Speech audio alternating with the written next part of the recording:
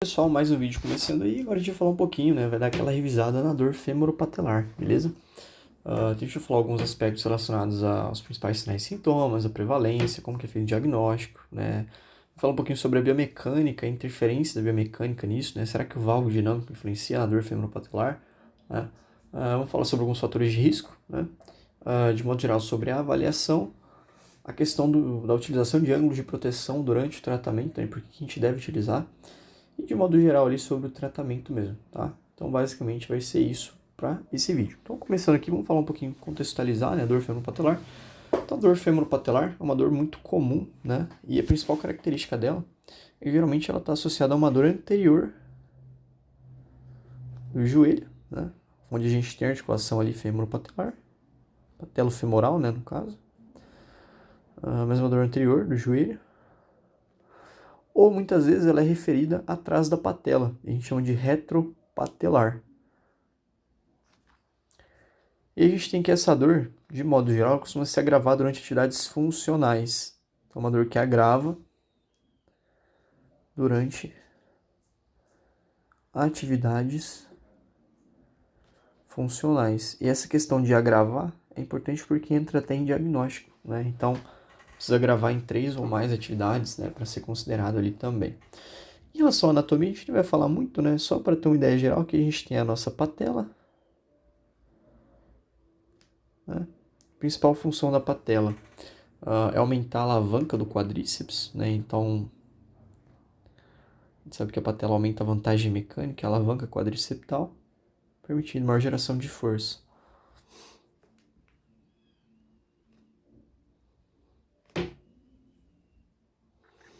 E durante os movimentos de flexão e extensão do joelho, a gente vai ter os movimentos nessa articulação patelofemoral, né? Então a patela vai superiorizar, inferiorizar e assim por diante, tá? Em relação aos sinais e sintomas, né, os principais sinais e sintomas da dor femoropatelar, a gente tem alguns que a gente pode relatar, né? Então geralmente o paciente ele tende a ter crepitação, tá? Lembrando que nem toda crepitação indica algo ruim, né? Então crepitação em pessoas assintomáticas tem estudos que falam que não tem relação com desenvolvimento de osteoartrite, nada nesse tipo, tá? Dor à palpação, o paciente realmente, geralmente ele vai relatar, né? Dor à palpação, principalmente região peripatelar ali ao redor da patela, tá? Essa dor femoropatelar pode ser bem difusa, né? Então ela pode ser mais embaixo, pode ser mais em cima, nas laterais, tá? Então, dor na região da patela ali ao redor, enfim. Muitas vezes o paciente ele vai ter um edema, né? Também ali próximo à região patelar. Dor em atividades funcionais.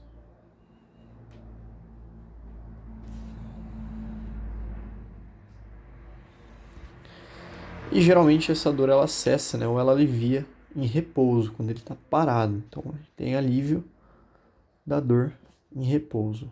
Então esses são alguns sinais e sintomas aí dessa dor femoropatelar. Tá? Com base nisso, né, a gente tem algumas características importantes para o diagnóstico. Então, para o diagnóstico da dor femoropatelar, é importante que o paciente ele tenha dor. Vou colocar aqui, pelo menos nosso diagnóstico terapêutico. Ele precisa ter dor em 3 ou mais atividades. Tá? E aí entram várias atividades, vou colocar aqui alguns exemplos. Né? Então, dor ao subir e descer escadas, que é uma das mais comuns. Se a gente está falando de corredor, ele pode ter dor ao correr, né? Então, quando o paciente vai correr, quando o paciente vai agachar, dor ao sentar, ficar sentado por longos períodos. Então, a gente tem várias coisas que geram dor. Se eu pergunto para ele, ele tem dor em 3 ou mais dessas atividades, consequentemente, a gente tem que essa dor está relacionada à dor femoropatelar, beleza? Tem os testes também diagnósticos que a gente vai falar, não são tão confiáveis, a gente pode fazer também, mas basicamente é isso. Bom, em relação à prevalência, né, vou colocar aqui em cima mesmo. A gente tem uma alta prevalência em corredores da dor femoropatelar, principalmente em mulheres. Tá? Então a gente tem uma maior prevalência em corredores. Geralmente, ela é mais comum em pacientes com menos de 50 anos, então a gente pode dizer que, em geral, esses pacientes eles são relativamente jovens, né? Menos de 50 anos. E a prevalência em mulheres, ela tende a ser maior do que em homens. Tá? Então, cerca de 2 vezes maior aí do que em homens. Beleza? Então, algumas coisas em relação à prevalência aí. Quando a gente fala da biomecânica, né, então, ao longo do tempo, a gente teve várias teorias biomecânicas em relação à dor femoropatelar. Né? Então, antigamente, se achava que era um desequilíbrio ali entre a contração dos vastos, né? Então, a primeira teoria relacionada à biomecânica foi a do vasto medial oblíquo contra o vasto lateral.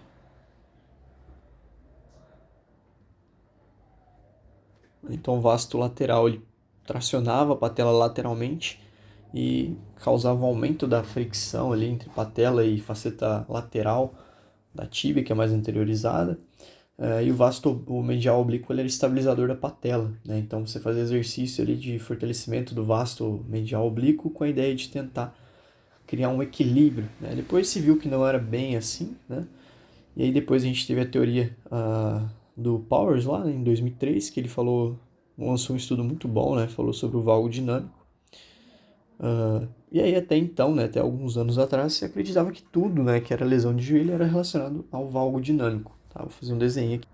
Bom, então uma ideia era mais ou menos isso aqui, né? Então você tem ali alterações que geram um movimento de rotação interna excessiva do fêmur, né? Então uma rotação interna do fêmur ali.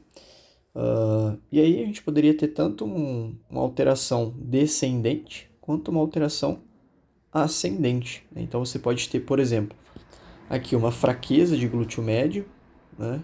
O principal culpado ali sempre é o glúteo médio, então você tem uma fraqueza de glúteo médio, gerando uma queda da pelve. Essa queda da pelve faz com que o fêmur ele rode mais internamente, tá? E o joelho fique mais valgo. Ou a gente pode ter aqui, por exemplo, uma alteração no pé, né? Então uma pronação excessiva, por exemplo, do meu retropé, que modifica o posicionamento do meu joelho e faz com que ele fique mais valgo, mais internalizado ali. Beleza? Então tem várias relações biomecânicas ali, tá? Então o valgo dinâmico foi uma causa. Hoje a gente sabe que o valgo dinâmico, né, tem estudos que mostram que não tem correlação direta, assim, não é um fator causal para dor femoropatelar, beleza? Mas por muito tempo se achou, né? Se tratava isso.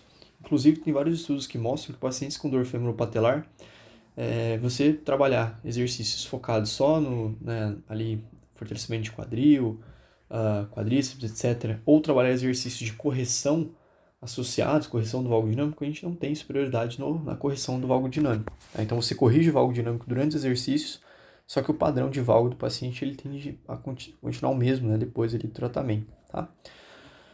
Não sei se deu para entender, mas basicamente é isso. Tá? Então assim, hoje a gente sabe que não tem tanto a ver, né, essa questão biomecânica do valgo dinâmico com o desenvolvimento da dor femoropatelar. Tá? Agora, quando a gente fala de fatores de risco, alguns estudos mais recentes mostram que o principal fator de risco, né, a única coisa que a gente pode dizer realmente que é um fator de risco para o desenvolvimento da dor femoropatelar é a fraqueza quadríceps. Tá? Então, uma fraqueza de quadríceps é um fator de risco para o desenvolvimento da dor femoropatelar, beleza? E a gente tem outros fatores, né, extrínsecos ali que podem estar associados, tá? Então, por exemplo, né, a gente pode ter ali a superfície da corrida, né, então superfície da corrida, no caso de corredores, né, muito comum em corredores, superfície da corrida, calçado esportivo, então calçado inadequado, a frequência de treino, a gente está falando de volume, capacidade de demanda, né, intensidade de treino, então são coisas importantes, né? Aqui a gente está falando de sobrecarga mesmo, aquele overtraining não, mas um overuse, né, uma sobrecarga ali. E aí tem alguns estudos também que mostram que em corredores a fraqueza de abdutores de quadril, né, fraqueza de glúteo médio, está associado com a dor femoropatelar, tá? Então a gente tem uma certa associação. Mas, quando a gente pensa na lesão, a gente sabe que a dor femoropatelar, a gente tem vários aspectos que interferem, né? Então, a gente tem a dor femoropatelar e a gente tem um aspecto biológico, né? Relacionado a tecidos, músculos, fortalecimento e tal, etc. A gente tem o fator psico e a gente tem o fator social que interagem ali, todos eles, né? Então, isso é o que a gente chama de modelo biopsicossocial, certo? E o psico, ele é muito importante nesses pacientes com dor femoropatelar, né? Porque muitos pacientes que tendem a ter essa dor, né? Com um certo tempo eles começam a adquirir aquelas crenças limitantes, né? Pacientes tendem a ter mais ansiedade, mais risco de depressão e até mesmo a catastrofização, né? Cinesiofobia, etc. Então vários estudos, né, mostram que pacientes com dor femoropatelar tendem a ter esses aspectos psicológicos ali, tendem a ter maior risco de desenvolver essas características psicológicas, beleza? Então aqui em relação ao fator de risco, voltando de novo, né, a gente tem hoje mais atual assim que a questão de valgo dinâmico não é um fator de risco para desenvolver dor femoropatelar, né? O principal fator mesmo que a gente tem evidenciado já, que tem evidência que mostra, é fraqueza de quadríceps, e alguns estudos trazem que fraqueza de abdutores de quadril também está associado com a dor femoropatelar, beleza? Bom, em relação à avaliação desse paciente, né, com dor femoropatelar, a gente sempre fala da avaliação, né, aquele geralzão lá, mas a gente avalia ADM, né, os movimentos do joelho, a gente avalia força muscular, tanto de músculos do joelho quanto quadril, né, então vou colocar aqui meio geral, a gente avalia força muscular de quadril e joelho, flexores, extensores, etc. A gente avalia encurtamentos, isso é importante, né? A gente pode ter encurtamentos musculares e a gente faz os testes de encurtamento de cadeia posterior, teste de Thomas, né? Encurtamento de flexores de quadril, então elipsoas, Thomas adaptado ali, sensibilizado para o reto, teste de Ober para encurtamento do flexor da face lata, teste de Elie. Esse teste de Elie é para o encurtamento do músculo reto femoral, né? Aí a gente tem os próprios questionários que a gente vai avaliar. Então tem um questionário, né, que é o questionário de dor anterior no escala de dor anterior no joelho, né, que é o AKPS, né, Anterior Knee Pain Scale, né. Então ele é um questionário que avalia principalmente funcionalidade, então a funcionalidade desse paciente com dor femoropatelar, é um questionário muito utilizado. Dentro da avaliação entra a questão de inspeção, então a gente sempre faz a inspeção desde a hora que o paciente chega, né, tudo que a gente vê. A gente pode ver se existe, por exemplo, algum edema, geralmente edema mais leve, né? Então edema, posicionamento desse joelho, né? Então se é muito varo, se é muito valgo, talvez possa ter alguma relação, e questão de alinhamentos também, né? A gente pode ter alinhamento de quadril, patela, tornozelo, né? Então são fatores, os fatores biomecânicos a gente precisa avaliar também, né? Porque a gente pode ter alterações biomecânicas que influenciam. Principalmente se a gente fala de corredores, né? Atletas de endurance que, correm por muito tempo, né? Treinam muito, a gente pode ter esses fatores sendo importantes ali, tá? Os testes funcionais, a gente sempre faz também, então testes funcionais, aí entra step down, Trendelenburg, né, a gente pode fazer, nem vou colocar aqui porque é muito raro ter um paciente com Trendelenburg positivo, né, ele tem que ter muita fraqueza, mas movimentos funcionais de modo geral, né, então você pode pedir saltos, pode colocar o paciente para correr uma esteira, por exemplo, e aí você vê se ele tem alteração. Geralmente o paciente com dor femoropatelar, quando ele vai saltar, por exemplo, ele tende a ter mais inclinação de tronco e tal, a gente tem alterações ali que esse paciente ele faz. E os testes, né, mais específicos ali, a gente tem o teste de Clark, e o teste de compressão patelar, né? Compressão da patela ali. Só que esses testes a gente sabe que eles são pouco confiáveis, né? Então eles têm uma baixa confiabilidade. Mas a gente pode realizar, né? Associado ali com outras coisas e tal. E aqui, né, entra também a questão de análise. Análise da marcha ou da corrida, se a gente está falando de corredores, né? Então muitas vezes, no caso dos corredores, É necessário às vezes, ajustar a cadência, né? Ajustar uh, a questão da absorção de carga, né? A maneira com que ele se comporta quando ele vai pisar, quando ele começa a fase de apoio da corrida, né? Então, um fator de risco é você pisar com o membro inferior muito longe do tronco, né? Com o seu pé longe do tronco. Então, quando o corredor vai pisar no chão durante essa fase de apoio da corrida, ele precisa estar com o membro inferior alinhado com o tronco, tá? Então, mas enfim, análise de corrida ali de marcha de modo geral. Tá? Esqueci aqui palpação, né? Então, sempre vou lembrando aí no final das coisas ao decorrer. Então, palpação a gente também faz. A gente tem várias estruturas do joelho, né? Tendo patelar, patela, enfim, a gente vai palpando ali. Tanto a região patelar quanto alguns músculos para ver se tem contratura, né? É um tipo de, sei lá, compensação, músculo mais dolorido, algo nesse sentido. E em geral acho que seria isso, né? Então a gente fala sobre avaliação assim bem completona mesmo, geralzão, beleza? E é lógico, né, que eu nem coloquei, mas a parte de anamnese, né? Então a parte mais importante da avaliação é a anamnese. A gente vai conversar com o paciente, entender sobre o problema dele, a dor dele, quando começou, se houve, descartar bandeiras vermelhas, coisas nesse sentido. Tá? Então basicamente é isso. Dentro do tratamento, aí a gente vai focar em algumas coisas, né? Então, tratamento.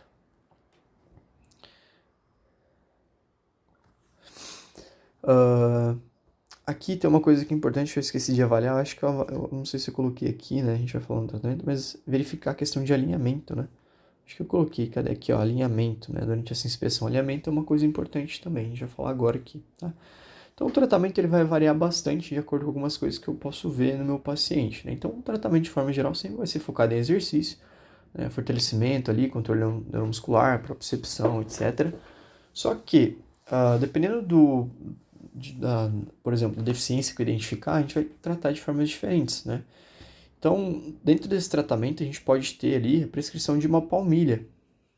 Então, uma vez que eu identifiquei que esse paciente, às vezes ele tem uma pisada, uma hiperpronação, né, do retropé ali, que, pô, gera dor, realmente, né, algo que é exagerado e tal. Eu coloquei uma palmilha e zerou o sintoma dele, ou seja, zerou a dor. Talvez a palmilha seja indicada para esse paciente, pelo menos a um curto prazo, né? Associado com a palmilha, a gente vai fazer o fortalecimento dos músculos intrínsecos do pé, né? Então a gente pode fazer fortalecimento de músculos intrínsecos, pode fazer a utilização de bandagem, etc, né? Mas uma vez que eu identifiquei que a alteração desse paciente seja no pé, né? Então às vezes ele tem uma pisada que está interferindo, né? Às vezes o calçado que ele usa, a gente conseguiu corrigir aquilo, né? A gente trabalha fortalecimento, trabalha essas coisas, mas às vezes o que pode melhorar para esse paciente, né? O sintoma que ele tem ali de dor anterior no joelho, é o uso de uma palmilha, beleza? A gente precisa identificar isso e saber prescrever. Aí a gente entra em exercícios, né, de core, exercícios de estabilização. Vou colocar aqui core, estabilização. Que entra também, né, junto com estabilização, propriocepção. Exercícios de fortalecimento. Quando a gente fala de fortalecimento, né, é uma coisa complexa também, né? Porque muitas vezes a gente não vai ganhar tanta força na fisioterapia em relação a ganho de massa muscular, coisas nesse sentido, né? Mas é um fortalecimento de ativação muscular mesmo, recrutamento, né? Então, o paciente que está com dor, às vezes ele tem uma inibição muscular, que diminui a força e por aí vai. A gente falou disso já antes, né? Então, a ideia aqui não é tanto fortalecer para poder deixar o cara forte, mas sim uma ativação, melhorar o recrutamento muscular, melhorar a função muscular. Então a gente está falando de um componente mais neuromuscular, certo? Porque depois que eu ganho esse componente neuromuscular, diminui a dor desse paciente, a gente pode mandar ele para um educador físico que vai saber melhor, né, ali como conduzir esse paciente, né? Então a gente fala mais dessa parte inicial ali de reativação, etc e tal. E quando a gente fala de fortalecimento, né, tem fortalecimento dos músculos do quadril e também do joelho, certo? E a gente sabe que, em relação ao fortalecimento, né, a gente tem vários estudos que mostram ali que os estudos cara, fugiu, o Thiago Fukuda, né, pesquisou muito sobre isso, o Gabriel Leão também, que fortalecimento ele precisa ser No caso do Thiago Fukuda, né, ele fez fortalecimento nos estudos dele de doutorado, ele fez fortalecimento de abdutores associado a quadríceps, né? Então ele fez abdutores, rotadores externos e quadríceps. E digo que realmente melhora a dor. Mas a gente pode ter também o fortalecimento de adutores associados a quadríceps.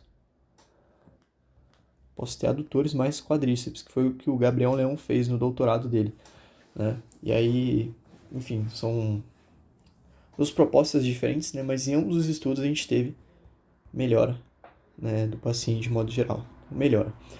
E é superior, né? Quando a gente combina fortalecimento de músculos de quadril e músculos, o quadríceps, né, ali músculos do joelho, a gente tem um resultado melhor do que só músculos de quadril. Então isso é importante também. Então fortalecimento de quadril mais joelho é superior do que só joelho, né? Do que só fortalecer quadríceps, beleza? Então o foco aqui é fortalecimento de músculos do quadril e do joelho. Rotadores externos, internos, abdutores, adutores, fortalece tudo. Né? Trabalho de core, então trabalho meio geral ali, tá? E aí a gente também tem uma ferramenta, né, dentro desse tratamento, que são as bandagens. Né? Então as bandagens elas vão servir para quê?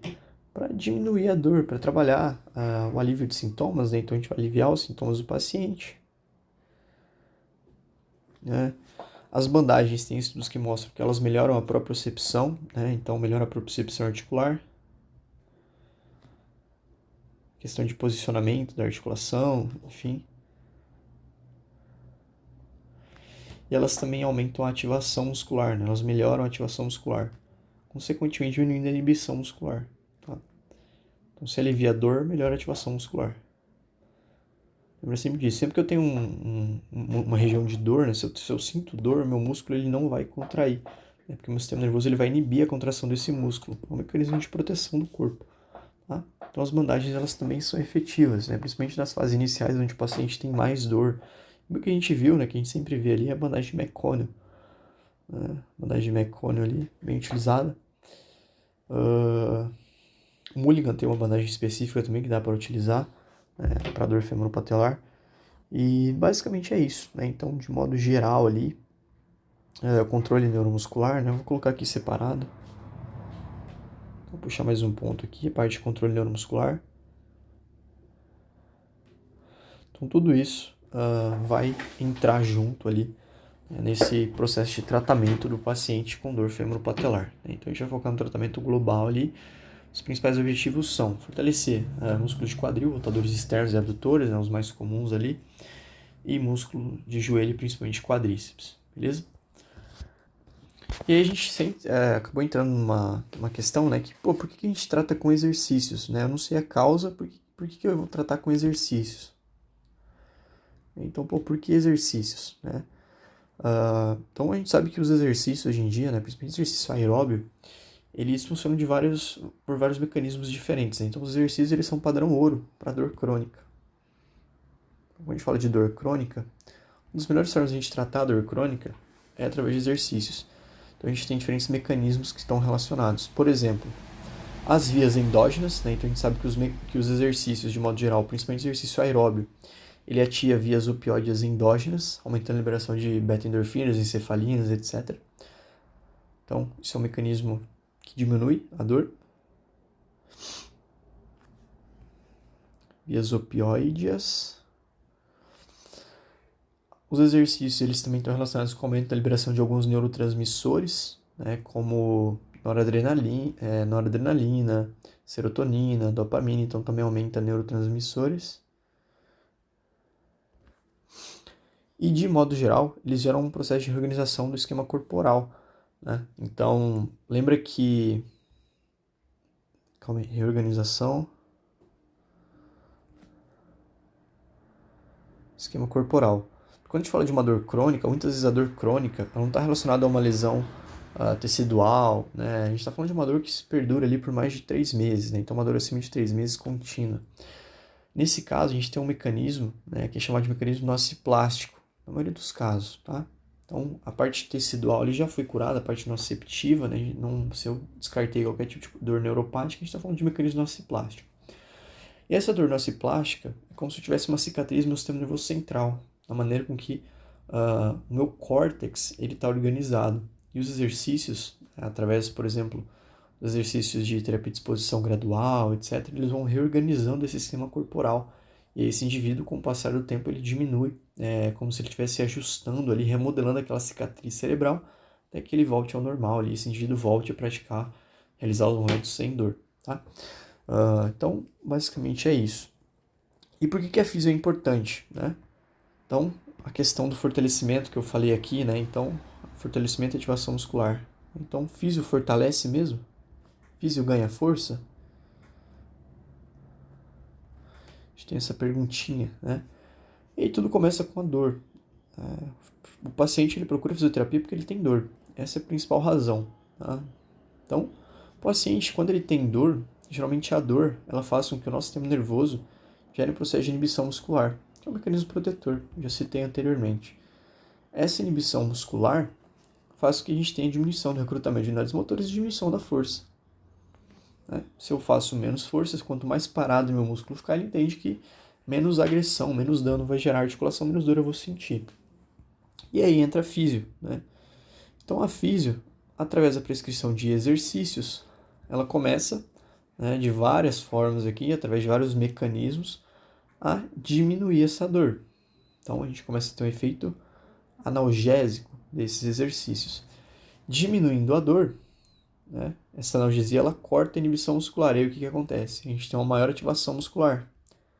Quando eu falo em ativação muscular, recrutamento de unidades motoras, né, liberação de neurotransmissores ali. Isso faz com que a gente tenha também um aumento da força muscular.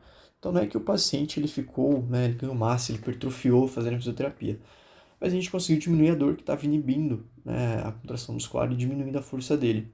E aí, consequentemente, né, esse paciente ele tem uma melhor ativação muscular e melhora a força, né, e por aí vai.